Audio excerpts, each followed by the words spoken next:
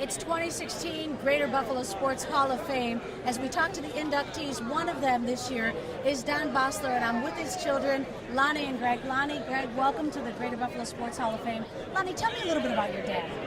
Well, my dad is originally from Batavia, New York, and he is just so happy to be inducted into the Hall of Fame.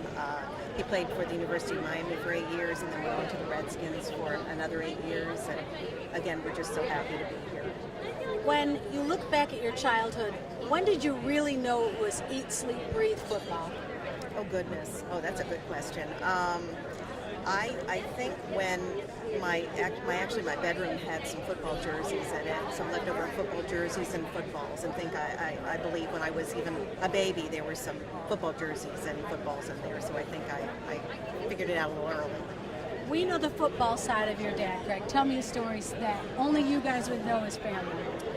Well, I think one of the funny stories, although right now we're a little worried about the hurricane, but there was Hurricane Andrew several years ago, and as it was getting closer and closer to the Miami area, he had put up masking tape on the windows and was lying in a room of our house that was encapsulated with windows all around, and we envisioned him putting on his football helmet and running outside and warding off the hurricane like he did tacklers back in the day, so it was pretty funny. Did you ever get a chance to see videotapes of your dad playing? Yeah, it's tough to come by, but we have a number of old film clips from Redskins primarily, some University of Miami, and it's really an amazing thing to watch considering the differences now in football, but we cherish those. Being in the Hall of Fame isn't something that hasn't happened before for your dad. Why is this one special? I think as we get older, we realize just how much he means to us and how much the community of Buffalo means to us, and we just feel so honored that I'm here and my brother's here to be a part of it. And my dad is still here to be a part of it. So, congratulations! Thank you so much. Congratulations! Thank you. Greater Buffalo Sports Hall of Fame is proud to induct tonight Sale Biscaglia. Coach Sale in the house. Thank you so much. It's certainly a humbling experience to be here, but I owe it to a lot of people, my family, my friends, certainly my son, who did so many good things for my program and for myself. Favorite accomplishment as a coach? Oh, I don't know if I put things in accomplishment categories. We've had a lot of wins, a lot of championships. I'd say accomplishments is working with great young ladies who've made successful careers out of themselves, and to stay in contact with me and send me those emails and those thank yous. So I don't know if you call that an accomplishment, but I'd rather focus on that than the championships and the wins. Obviously, you just don't become a coach. You have to have had somebody that was a coach to you that had an impact on your life. Well, my mom, quite honestly, she wasn't a coach or anything, but she loved sporting events. And my brother George loved sporting events. So we would watch sporting events from the morning to midnight. When I come home at 11 o'clock at night, my mom would be watching tennis or basketball, even at an older age. She just loved sports, and our whole family sort of bonded. Sports really brought us together. And we used to play basketball during family vacations or in picnics or going over someone's house. We have 3-on-3 tournaments where we actually give out trophies. So my whole life has been around sports, and it really was a bonding factor. Your favorite trophy? Oh, I think first getting to the NCAA tournament and cutting down the net with my son, the first Division I NCAA tournament, that was really exciting. We've been to many more after that, but my son, when we got there the first time, he was my assistant, And I said, Charlie, are we ever going to get there? Are we ever going to get there? We got there many times in junior college. And when there's like 30 seconds to go, when I was coaching at Manhattan at the time, he said, I said, Charlie, is that score right? We're going to win this game? And he said, I told you I'd get you here. That was my favorite moment. What makes the Western New York athlete so special? I think it's what makes Western New York so special. I think it's the camaraderie between people, the kindness people show for each other. All that makes Western New York such a great community. And now we're having the renaissance of the downtown area along with the people. But I think what the foundation of Buffalo is people. And now we're extending that beyond that. So Buffalo has always been my home. And to be honored by the city I grew up with, because I grew up on the west side of Buffalo, raised by my grandmother who was a widower, and my mother was a widower. I lost my dad when I was 8 years old. My grandmother lost her husband when she was 21. And they raised us, the two of them. They were old traditional Italian people who did not get remarried. And my grandmother raised 4 kids through the Depression. My mother went to work in a factory not far from here, right over the Adams Mark, where the Adams Mark used to be. And it was my mom and my grandmother. So you walk into the Greater Buffalo Sports Hall of Fame with your mom and grandmother with you in your heart. Words to live by. Well, she always told me to work hard, have a great work ethic, and love your family and friends, and be a good person. And my grandmother and mother were just like that. My mother, when I'd come home, we didn't have much money, living on the west side, and with the males, with both husbands dead, passing on at such an early age, we didn't have a lot. And I'd be coming home one day, and my mother would be eating, and I might come home a few minutes late, or I started eating. She said, Sal, you seem still hungry. Take my food. And she would literally take her food off the plate, scrape it onto my plate. So I think I had the greatest mother in the world. Congratulations on your induction to the Greater Buffalo Sports Hall of Fame. I appreciate the time. Thank you. So now, what is it we want to talk about? Well, this is all right. Now, are we going to? This is a serious Hall of Fame induction. You're not taking it seriously, Reggie McKenzie. What's your first name? Janet. Janet, I'm gonna tell you something. Tell me. I spent 11 great years in Buffalo. Okay. Okay. And they tell me Paul Snyder's Paul Snyder's my papa. daughter. Yes. I have nothing but good things to say about Buffalo. Mm-hmm. The Bills, the Braves, the Sabres. Yes. And you Yes. remember, I do. we were all in first place at the same time. We were. It was a lot of fun. And we realized how it energized the entire Western New York. And we're not just talking about We're talking about Jamestown, the home of Lucille Ball. We're talking about Erie, PA. We're talking about Rochester. We're talking about all of Western New York and Canada. Yes. And that's the part that a lot of people realize about the NFL. That's how great it is, because it reaches beyond the United States of America. As a football player, obviously, you were great. Why did you become so great? What was your motivation? Who taught you to be as good as you are? Bo Schembechler. Yeah. He's a tough German.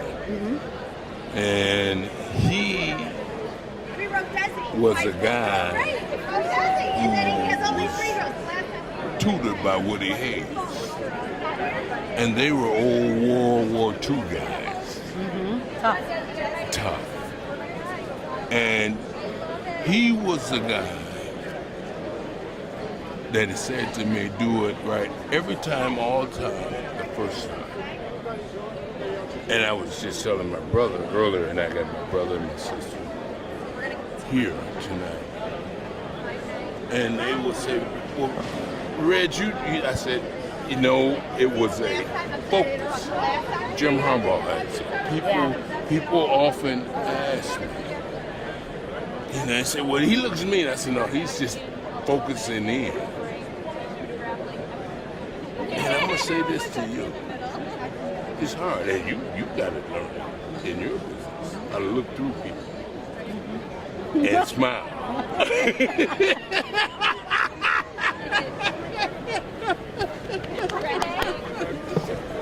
Listen, Hall of Fame, do you have like what are we gonna high five? Are we gonna pound it? What are we gonna do? No, I'm just gonna say thank you, because I grew up. I came here 21, 22. And I spent 11 years in Buffalo. And then went 2 in Seattle. But I grew up in Buffalo.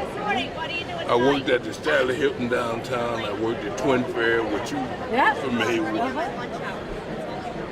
And a lot of these guys watch me play. The people who are here right now. And to come back and to be on it like this, it's special. What is it like to have everybody want to be you? No, everybody don't want to be me. All right. What is it like for 50% of the people to want to be you? They don't want to be me. But, you know, as I said, I worked in the off-season. I did things that people look at a lot of these guys now. They don't have to. I had to. Because Ralph didn't want to pay nobody. And his casket is jumping in America somewhere. I don't know where it's at. But and you know what? And let's leave that alone. No, it's owners and owners and owners. You don't, you the last person to talk about it because they call the Clippers now. Yes. Snap! They are called the Clippers now. Yeah. Congratulations. Thank you very much. Words to live by. You know, I thank God every day.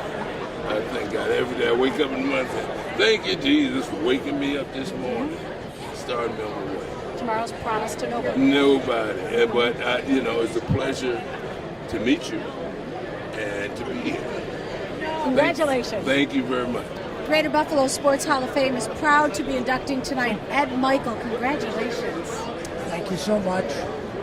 Where did this all begin, your life with wrestling? Well, it began back in my hometown of Ithaca, New York. You know about Ithaca. Of course I do. Ithaca College grad. That's my alma mater, too.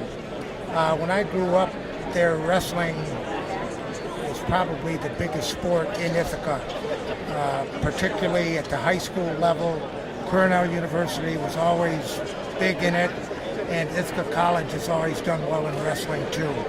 So it was the thing to do when I was growing up in Ithaca, New York. In fact, I grew up with a couple guys that made the U.S. Olympic team. Wow. So it was that way at that time. When you talk about a wrestler, I would say probably the most athletic sport of any sport.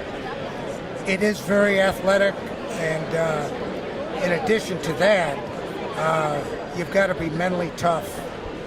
Because you've got to be able to deal with winning and losing, and particularly being able to bounce back from defeats and not lose confidence.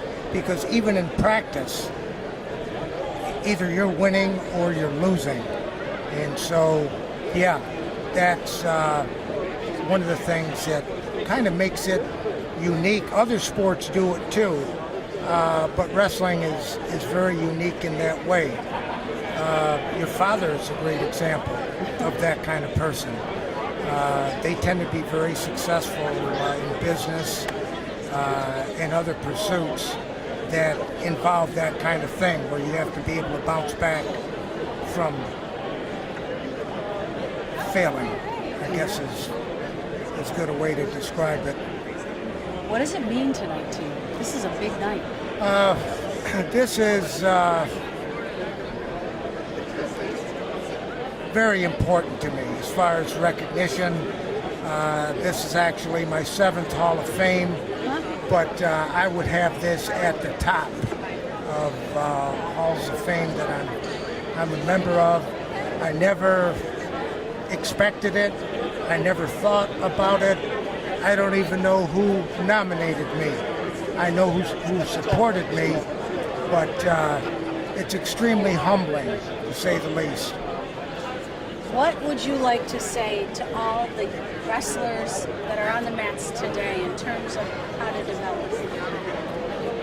I would say take the lessons that you've learned in the sport of wrestling and apply them to the rest of your life, and you'll be a success, no matter what you do in life. If you weren't coaching wrestling, what other sport would you have liked to coach? Probably football, because I played both football and I wrestled. in high school, and then in college I dabbled a little bit in track and field as well as wrestling and played football. And my background may have even been a little stronger in football, but as history would have it, the job opportunities seemed to be best in wrestling when I got out of college. And so I took that route and stuck with it. I also coached lacrosse for 4 years. I started out at Morning Community College, a sport that I had never played. But again, I applied the lessons that I learned in other sports to coaching lacrosse, and I was very successful there too. As such a successful wrestling coach going into the Greater Buffalo Sports Hall of Fame, do you ever watch the WWE and the moves that they use? I do. I see it, the WWE kind of stuff is like a soap opera. And there definitely is a market for that. And, you know, if that's what a person chooses to do for a living, and there's a market for it, people enjoy it, go for it. But it is not wrestling in its truest sense. It's more acrobatic. Yeah. It has become more acrobatic as time has gone on, with people diving off the ropes and stuff is choreographed. And I just had to wonder, if somebody with your background, if it's enjoyable for you to watch something like that. Now let's talk about the athletes that you've coached, because they've gone on to do such incredible things. How does it make you feel? it makes me feel terrific. I feel blessed to have had a job that I got paid to build people rather than to tear them down. Over the years, I thought about the possibility of doing other things like becoming an athletic director. I don't particularly like firing people because I know how devastating it can be to them and their family. I was much happier building people, and that's why after I retired from coaching, I went into recreation sports and became the director of recreation sports at UB. I did that for 18 years. That was terrific too. Again, I was building people. Heart-pounding, nail-biting wrestling matches. What one comes to mind? Because I know there won't be just one in a career like you had. But tell me about one that was just like, you can't believe you guys won, or one of your wrestlers won. Probably one of the things that stands out most, basically, it's the way you phrased the question. Back in the 70s, we beat the University of Kentucky after they had beaten Penn State the night before, that was ranked first in the East. And they had an Olympian on their team at 118 pounds, a young man named Jimmy Carr. And they were loaded, several All-Americans and so on, and went down to the heavyweight match. We won, and we beat them. It was fantastic. What's more nerve-wracking, the weigh-in on the scale or the last 5 seconds of a match? Well, all of it, there's emotion connected to all of it. The athletes have to make weight, and the closing seconds of a close match are always emotional. I was the type of coach that I was involved in the match. I didn't just sit back and watch. I was connected to it, try to give the athlete cues and so on to help them along in the match. Finally, your words to live by. Pardon? Your words to live by. The words to live by is I'm a great believer in luck, but the harder I work, the more luck I seem to have. Congratulations on your induction. Thank you so much. The Greater Buffalo Sports Hall of Fame tonight will be inducting Bud Carpenter of the Buffalo Bills into the Hall of Fame. Congratulations. Thank you. What a great honor. How exciting this is for you. I'm thrilled. I've been here so many times as a spectator with all the players going in and my mentor, Eddie Abramowski, and now it's me here. When you think about what you've learned, you started in what year? 32 years ago with the Bills. How has everything changed from 32 years ago to today? the whole phase of sports medicine, from physicians to athletic trainers, what we now know that we didn't know, and it's all about research. It's not a matter of back then we didn't know about how to take care of players. Now it's more advanced because of research.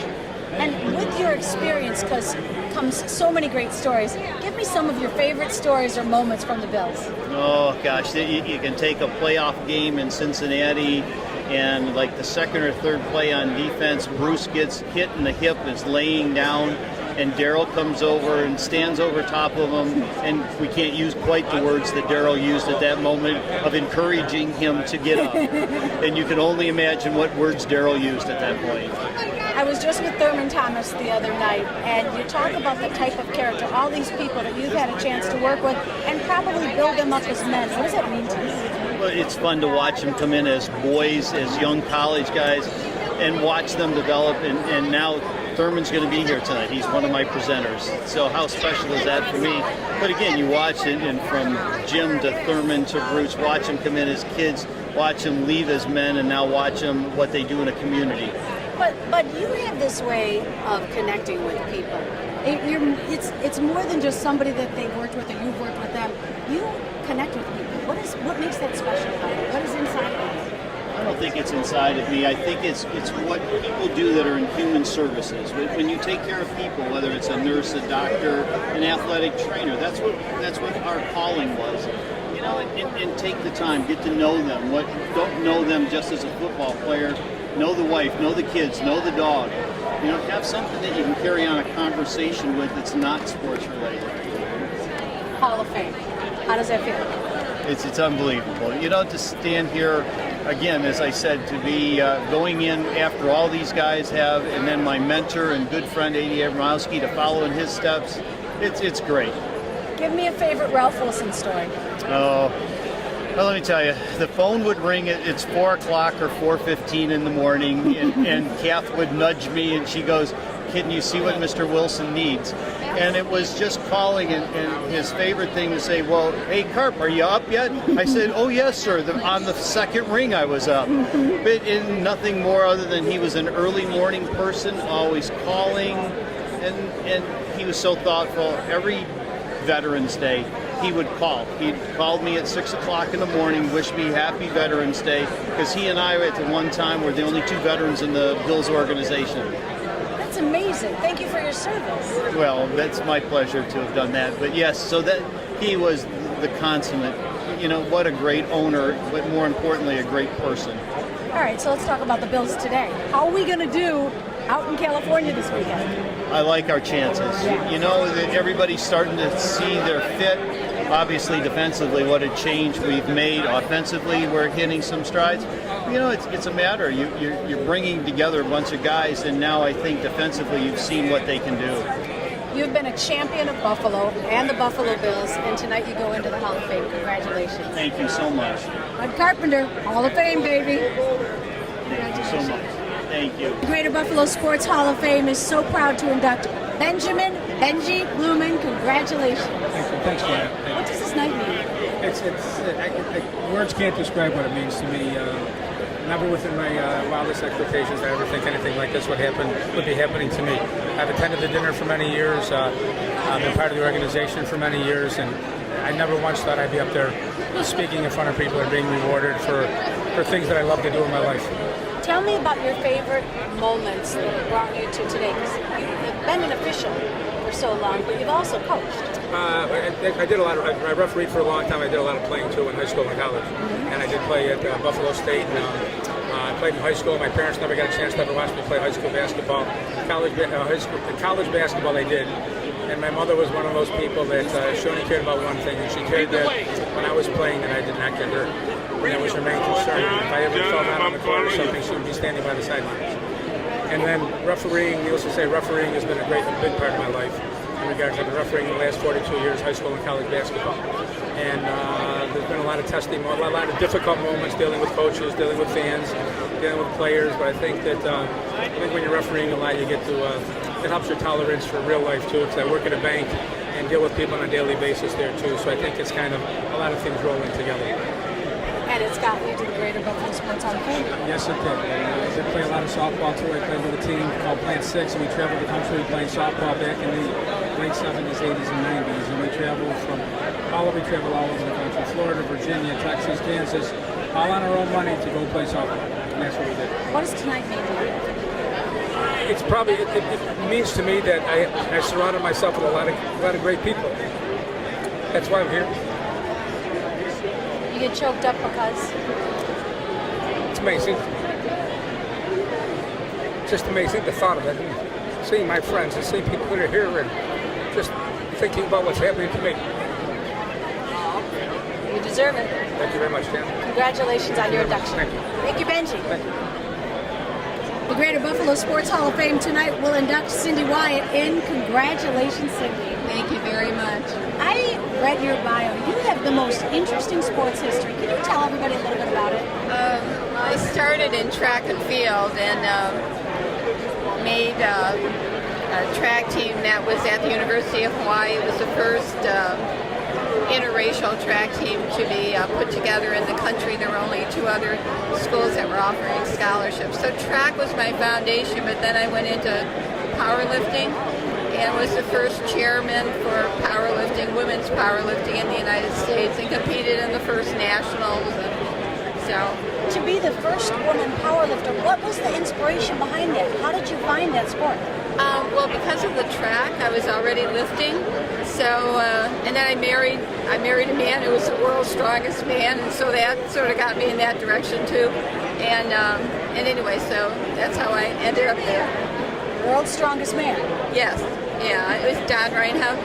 Yeah, so we were married for quite a while, and now we're divorced. But during that time when I was lifting, we were together, and so of course he was a supporter and inspiration. Tell me more about what it feels like to go into the Greater Buffalo Sports Hall of Fame. Oh my gosh, I am so impressed by the bios of people who've been chosen. I mean, people have really accomplished a lot of remarkable things, and I'm really honored to be part of that.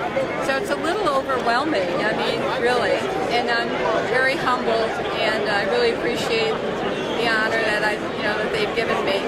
Isn't it amazing as a woman when you look back? I mean, you're young, and for it to be that you were groundbreaking in what you did in your lifetime. Yeah, I actually that's what I'll be talking about tonight at the banquet. Is really how things have changed for women, and how we've gone from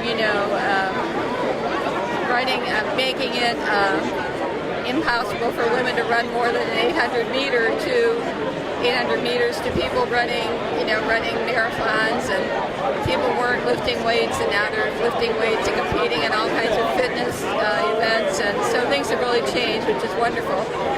You lived your life not allowing boundaries. Where did you get that from?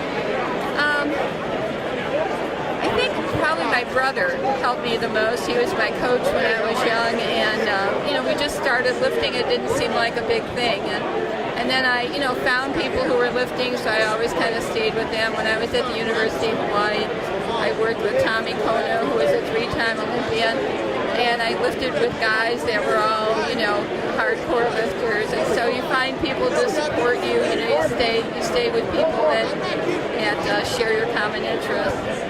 One dream for any high school athlete is to get a scholarship. Can you help me with you're the 3rd female to ever get a scholarship? Back in the 50s, there were only 2 schools in the country that were giving out scholarships. Tennessee A&I, where Wilma Rudolph went to school, and the Tuskegee Institute, and of course those were both black schools. And then there was a physician on the Board of Regents for the University of Hawaii, and he wanted to start a track team, so he rounded up athletes from the nationals, and he chose me, and I was one of I think there were 8 of us that went to the University of Hawaii on a scholarship, but that was only the 3rd school in the country that was offering scholarships, so it was very unusual. What was it like the day you got that money? He talked to me at the Nationals. He approached me. I had won a Regents scholarship. I was going to go to the University of Buffalo and stay home. And when this came up, it was like, okay, I'll go. So I've asked all of the inductees tonight words to live by. stealing this from someone else, but don't settle for mediocrity is a phrase that a friend of ours that used to work with us has said to youth that he worked with, and I think if you push yourself, go for your dreams, and don't settle for just being comfortable. Especially by me, it doesn't go unnoticed. Only woman being inducted into the Greater Buffalo Sports Hall of Fame tonight. Make us all proud. Oh, thank you very much. Congratulations. Thank you.